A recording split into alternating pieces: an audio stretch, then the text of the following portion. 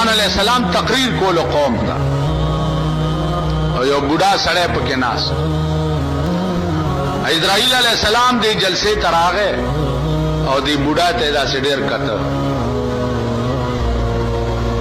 دی بوډا ورته ویلي چې صاحب دا څوک دی؟ وی دا د مرګ ملائکه ده.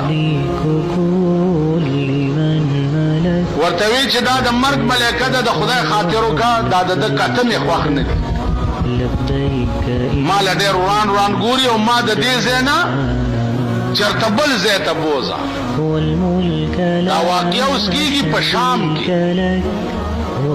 سلیمان علیہ السلام باد ته حکم وکړو، دا بوډا یې راوچت کو، د شام نه هندوستان ته راوړ. اسرائیل نه تپوس وکړو چې دې بوډا ته دې ولې داسې کته؟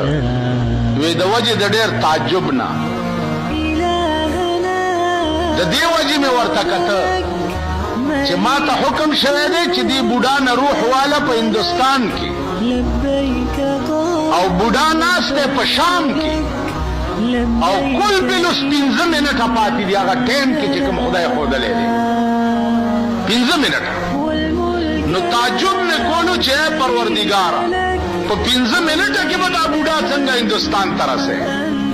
وای سلیمانه د خدای وعدې رښتیا دي. ورپسې لړه شو او د هندوستان په ځمکه یې د بوډا نه ساقه بس کړه. نو وما تدري نفس بأي ارض تموت، ایس نفس ته دا علم نشته چې زما مرګ به په کومه ځمکه.